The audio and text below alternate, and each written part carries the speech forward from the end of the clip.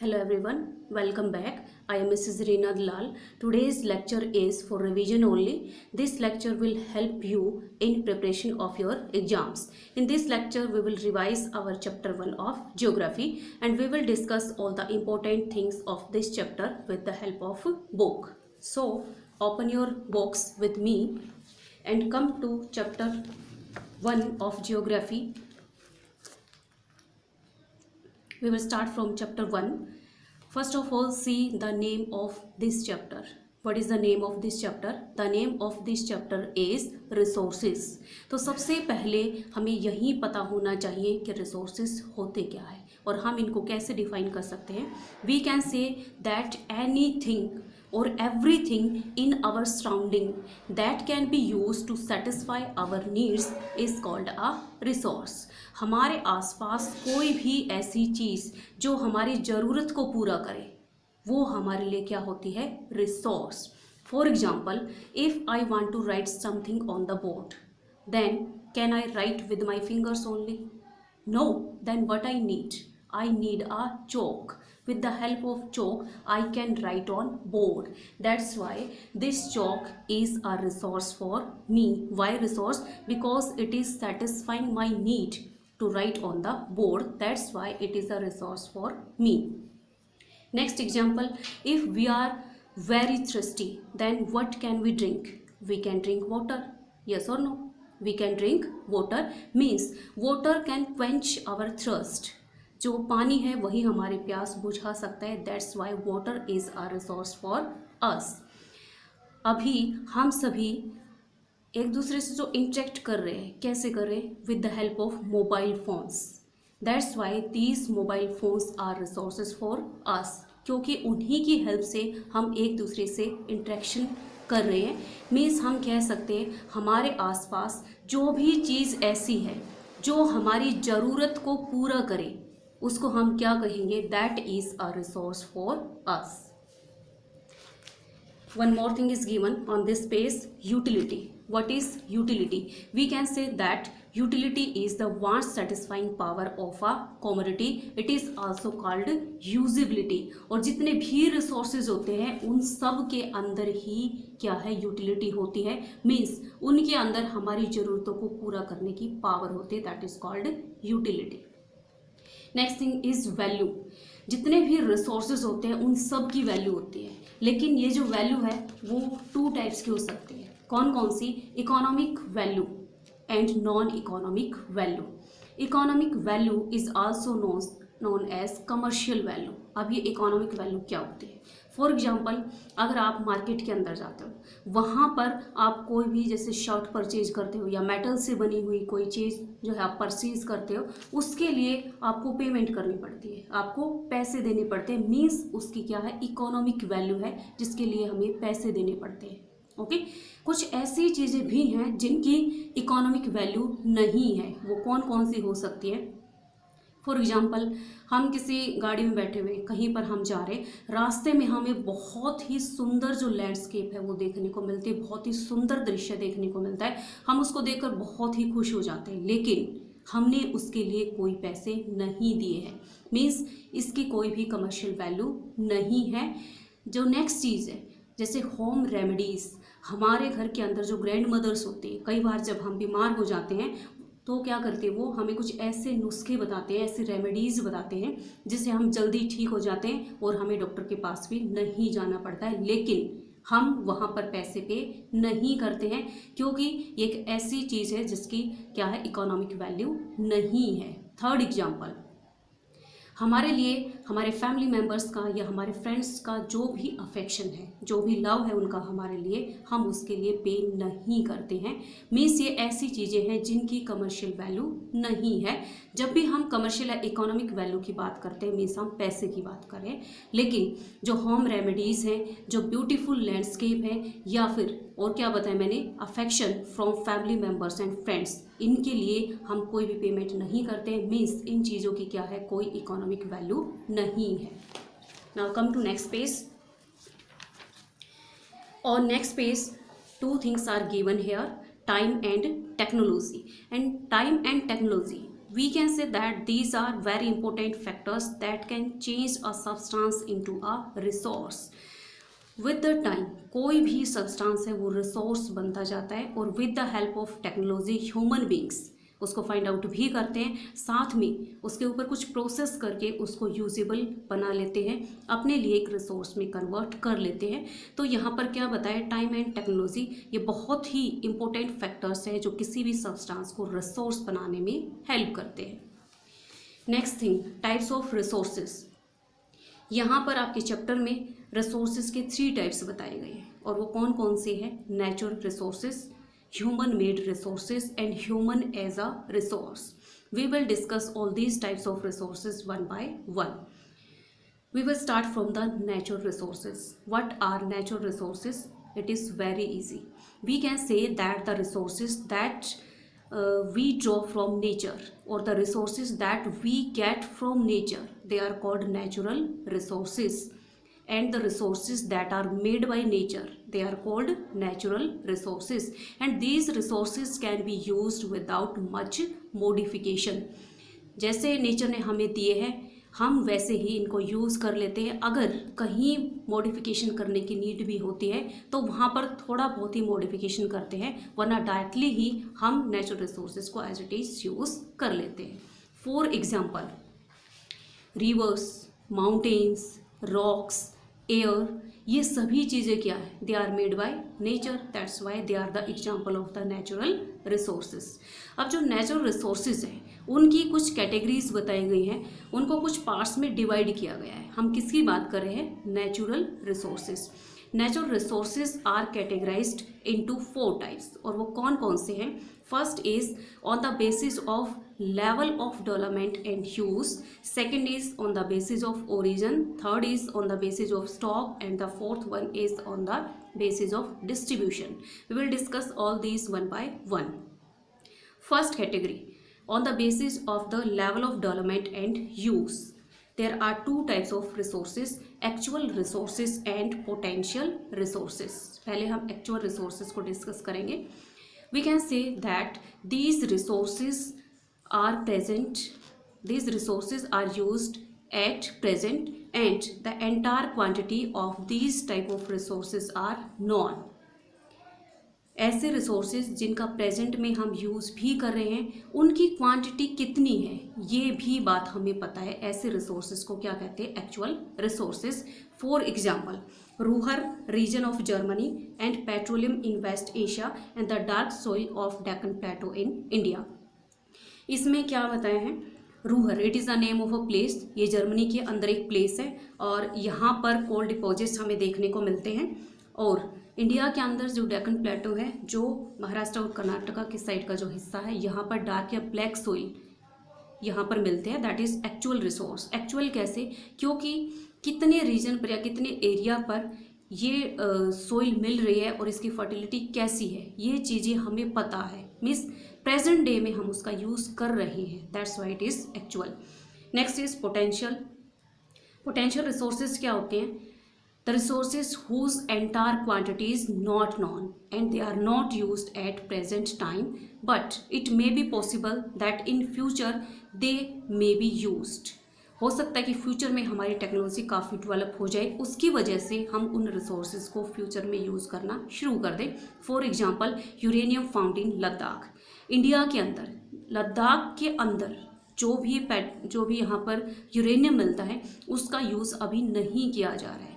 Uranium क्या होता है, यूरेनियम का यूज़ जो न्यूक्लियर पावर होती है वो बनाने में होता है, जैसे कि रॉकेट वगैरह में जो पावर यूज़ होती है।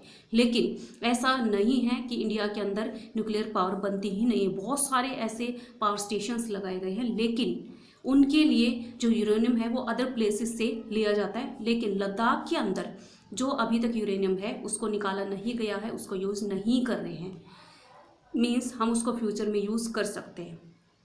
That's why it is a potential resource for us. Next is on the basis of origin. On the basis of origin, there are 2 types of resources. We can say that all living things are included in biotic resources. Living things जैसे कि मैं हूँ, आप हो, आपके friends हैं, आपके family members हैं, रिलेटिव्स हैं, हम सभी ह्यूमन बींग्स इसमें इंक्लूड हैं। साथ में जो प्लांट्स हैं, एनिमल्स हैं, they are also included in biotic resources, क्योंकि ये सभी क्या हैं, लिविंग हैं। Next is abiotic resources. All non living things are included in abiotic resources. Non living जैसे कि रॉक्स है, माउंटेन्स है, सॉइल है, इस टाइप की जो चीज़ें हैं they are non living, that's why they are included in abiotic resources. Next is on the basis of stock there are two types of resources, renewable resources and non renewable resources. Renewable resources that can get renewed quickly and their stock is unlimited. ऐसे resources जिनको हम बार बार use कर सकते हैं क्योंकि उनका stock unlimited है, वो जल्दी से ख़त्म नहीं होंगे, they are called renewable resources. For example air and sunlight. Air है वो ख़त्म नहीं होती है, कॉन्टिन्यूसली अपने आप को जो है रिन्यू करते रहते हैं, ऐसे ही सनलाइट और wind, all these are the examples of the renewable resources. Non renewable resources, ये जो नॉन रिन्यूएबल रिसोर्सेज होते हैं इनका स्टॉक लिमिटेड होता है। अगर एक बार ये ख़त्म हो जाए, एग्जॉस्ट हो जाए एक बार, तो इनके बनने में बहुत लंबा टाइम लगता है। That's why they are included in non renewable, we can't use them again and again. Okay, so these were on the basis of the stock. Next one is on the basis of distribution. There are two types of resources on the basis of the distribution. First is ubiquitous resources. We can say that the resources that are found everywhere, they are called ubiquitous resources. अब ऐसे कौन से resources हैं जो हर जगह मिलते हैं? For example, we can say air and sunlight. हम जैसे किसी भी कंट्री में चले जाएं, वर्ल्ड के किसी भी कोने में चले जाएं, हमें वहाँ एयर भी मिलते हैं, हमें वहाँ सनलाइट भी मिलती है। जो सनलाइट है उसका अमाउंट कहीं पर ज़्यादा हो सकता है, कहीं पर कम हो सकता है, लेकिन सनलाइट हमें मिलती ज़रूर है। सो ये कुछ ऐसे रिसोर्सेज हैं जो यूबिक्विटस है, जो हर जगह हमें देखने को मिलते हैं। Second type is localised. कुछ ऐसे रिसोर्सेज भी हैं that are found at particular और सर्टेन प्लेसेस, मीन्स जो हर जगह नहीं मिलते हैं। फॉर एग्जांपल जैसे आयरन ओर है, कोल है, ऐसे जो रिसोर्सेज हैं वो हर जगह नहीं मिलते हैं, they are found only at certain और particular places, that's why they are called localized resources. अभी तक हमने क्या किया है, जो नेचुरल रिसोर्सेज है उनके बारे में पढ़ा है, नेचुरल रिसोर्सेज की जो कैटेगरी है उनके बारे में पढ़ा है। मीन्स यहाँ पर जो नेचुरल रिसोर्सेज है वो हमारा टॉपिक जो है कंप्लीट हो गया। सेकेंड टाइप के रिसोर्सेज मैंने कौन सा बताया था आपको, ह्यूमन मेड। लेकिन ये रिसोर्सेज करने से पहले हम ये पढ़ेंगे कि हमारे जो अर्थ है उसके ऊपर जो डिस्ट्रीब्यूशन है रिसोर्सेज का वो इवन नहीं है, इक्वल नहीं है। वाई, क्या रीजन्स है इसके पीछे? There are 3 reasons, terrain, climate and altitude. जो टेरेन मीन्स एरिया, जो टेरेन है, क्लाइमेट है, आल्टीट्यूड है, प्लेस टू प्लेस क्या है, डिफर करता है। ओके, प्लेस टू प्लेस हमें अलग अलग मिलता है और इन्हीं चीज़ों पर जो हमारे रिसोर्सेज हैं उनका जो भी डिस्ट्रीब्यूशन वो डिपेंड करता है। जब यही चीज़ चेंज हो जाती है तो रिसोर्सेज का डिस्ट्रीब्यूशन भी चेंज हो जाता है। Now come to next page, human made resources. This is very easy. We can say that the resources that are made by human being, they are called human made resources. जो human beings हैं उन्होंने अपने आसपास कितने सारे resources बनाए। जैसे आप अभी अपने घर के अंदर ही बैठे हो, आप एक बार ऐसे यूँ नज़र घुमा के देखोगे, आपको इतने सारे resources अपने रूम के अंदर मिलेंगे that are made by human beings. तो जो ह्यूमन बींग्स हैं अपनी नीड्स को सेटिस्फाई करने के लिए जो नेचुरल सब्सटेंस है उनकी हेल्प लेके, उनके ऊपर टेक्नोलॉजी लगा के और उनको अपने लिए यूजेबल बना लेते हैं, अपने लिए जो रिसोर्सेज है वो क्रिएट कर लेते हैं। In simple language we can say that the resources that are made by human, they are called human made resource. Next जो मैंने आपको रिसोर्स बताया था, human as a resource, means हम सभी जो ह्यूमन बींग्स हैं हम भी एक रिसोर्स है। सुनने में आपको थोड़ा सा सरप्राइजिंग लग रहा होगा, but we are also resource. कैसे? हम जो ह्यूमन बींग्स हैं हमारे पास नॉलेज है, हमारे पास स्किल है, हमारे पास टेक्नोलॉजी है और इन चीज़ों की हेल्प से हम क्या करते हैं, जो भी नेचुरल सब्सटेंस होते हैं उनको रिसोर्स में कन्वर्ट कर लेते हैं। जैसे कि जो फैन है या जो AC है या जो TV है, फ्रिज है, जो हम अपने घर के अंदर यूज़ करते हैं, वो नेचर ने तो बनाए नहीं है।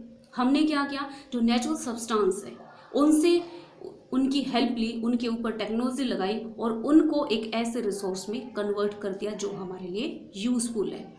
तो हमारे पास नॉलेज है, स्किल है और टेक्नोलॉजी है, that's why we are resource. और अगर किसी भी हम नेशन की, किसी भी कंट्री की बात करें तो ह्यूमन बींग्स को वहाँ के ग्रेटेस्ट रिसोर्स माना जाता है। सबसे बड़े रिसोर्सेज वहाँ के ह्यूमन बींग्स ही होते हैं, क्योंकि जो ह्यूमन बींग्स हैं वो बहुत सारे रिसोर्सेज क्रिएट कर सकते हैं। इस वजह से जो ह्यूमन बींग्स हैं उनको क्या है, ग्रेट रिसोर्स माना जाता है। इसके साथ साथ कुछ चीज़ें होती हैं जैसे कि हेल्थ है, एजुकेशन है और टेक्नोलॉजी है। ये कुछ ऐसी चीज़ें होती हैं जो ह्यूमन बींग्स की हेल्प करती हैं सब्सटेंसेस को रिसोर्स में कन्वर्ट करने के लिए। We can say that these things improve the quality of people and make them able to create more resources, and it is also called human resource development. Now come to next page. It is page number 5. Conserving resources. Conserve करना क्या होता है, protect करना, okay? And what is the conservation of resources? We can say using resources carefully and giving them time to get renewed is called resource conservation. हमें जितने भी resources हैं उनको carefully use करना चाहिए, उनकी wastage नहीं करनी चाहिए और उनको time भी देना चाहिए ताकि वो अपने आप को renew कर पाए. It is called resource conservation. Next topic is sustainable development. Sustainable development क्या होता है, balancing the need to use resources and also conserve them for future is called sustainable development. कैसे? सस्टेनेबल डेवलपमेंट के अंदर हमारे पास present में जो resources है उनका यूज़ हमें बहुत ही केयरफुली करना है. वाई? किस लिए करना है? क्योंकि हमारी नीड्स भी फुलफिल हो जाएं और साथ में जो कमिंग जनरेशन, फ्यूचर में जो जनरेशन आएगी उनके लिए भी कुछ बच जाए, वो भी उन चीज़ों का यूज़ करके अपनी नीड्स को सेटिस्फाई कर सके. इसलिए क्या हमें रिसोर्सेज को केयरफुली यूज़ करना चाहिए. सस्टेनेबल डेवलपमेंट में हम हमेशा फ्यूचर की बात करते हैं. We should use our resources carefully. That's why we can meet our needs as well as we can conserve them for the future generation. It is called sustainable development. Now come to next page. It is last page of our chapter. Some principles of sustainable development are given on this page. I will read one by one and explain you. First is respect and care for all forms of life. Means earth के ऊपर जितने भी life की forms हैं हमें उन सब की रिस्पेक्ट करनी चाहिए. Improve the quality of human life. जो ह्यूमन लाइफ है उनकी लाइफ की जो ह्यूमन लाइफ की क्वालिटी इम्प्रूव हो जाए, इसके लिए हमें एफर्ट्स करने चाहिए. Conserve the earth Vitality and the diversity. हमारे अर्थ के ऊपर बहुत सारी डाइवर्सिटी हमें देखने को मिलती है और उसको हमें कंजर्व करना चाहिए, उसको हार्म नहीं करना चाहिए. Minimise the depletion of natural resources. जो भी नेचुरल रिसोर्सेज का बहुत ज़्यादा यूज़ हो रहा है उसको कम करना चाहिए. अकॉर्डिंग टू नीड ही यूज़ करना चाहिए, वेस्टेज बिल्कुल नहीं करनी चाहिए. इससे हमारे जो नेचुरल रिसोर्सेज जो डिप्लीट हो रहे हैं, जो डिक्रीज हो रहे हैं, जो कम हो रहे हैं वो रुक जाएंगे. मीन्स हमारी जो नीड्स है वो भी सेटिस्फाई हो जाएंगी और जो कमिंग जनरेशन है उनके लिए भी कुछ बच जाएगा. जो डिप्लीशन है उसकी स्पीड कम हो जाएगी. सेकंड है change personal attitude and practices towards the environment. हमें जो है अपने पॉइंट ऑफ व्यू को, अपने एटीट्यूड को चेंज करना चाहिए टुवर्ड्स एनवायरनमेंट. मीन्स हमें एफर्ट्स करनी चाहिए कि हम एनवायरनमेंट को पॉल्यूट ना करें. ओके, मान लो अगर हम ये सोचते हैं कि अगर मैं अकेला पॉलीथीन यूज़ नहीं करता हूँ, कोई भी जो स्टूडेंट है वो मान लो यही सोचता है कि मेरे अकेले पॉलीथीन यूज़ न करने से क्या हो जाएगा, लेकिन अगर वो पॉलीथीन यूज़ नहीं करता है उससे दूसरे जो बच्चे हैं वो भी सीखेंगे, वो भी कुछ ना कुछ उससे सीख लेंगे और वो भी क्या है कुछ टाइम बाद मोटिवेट होने के बाद वो उसका यूज़ बंद कर देंगे. इससे क्या है हमारे एनवायरनमेंट को फ़ायदा होगा. मीन्स यहाँ पर मेन बात क्या है कि हमें अपना जो एटीट्यूड है टुवार्ड्स एनवायरनमेंट उसको चेंज करना चाहिए. हमें अपने एनवायरनमेंट को नीट एंड क्लीन रखना चाहिए, पॉल्यूट नहीं करना चाहिए, पॉल्यूशन कम से कम करना चाहिए. Last is enable communities to care for their own environment. जो भी कम्युनिटीज़ हैं, जिस भी कम्युनिटी में, जिस भी ग्रुप में, जिस भी सोसाइटी में, जिस भी कॉलोनी में हम रहते हैं, वहाँ पर जितने भी पर्सन्स हैं हमें उन सबको मोटिवेट करना चाहिए कि हमारा जो एनवायरनमेंट है वो हमारे लिए बहुत ही ज़रूरी है और हमें उसको पॉल्यूट नहीं करना चाहिए. After this we have completed our chapter. Now we will talk about the NCERT questions. See your first NCERT question. Why are resources distributed unequally over the earth? I told you 3 things: terrain, climate and altitude. All these are responsible for the unequal distribution of the resources all over the earth. Next is, what is resource conservation? I have told you. Why are human resources important? Human have technology, knowledge and skill. That's why they can create more and more resources for them. That's why human beings are considered an important resource. What is sustainable development? इसमें मैंने अभी आपको बताया, balancing the need to use resources and conserve them for future. It is called sustainable development.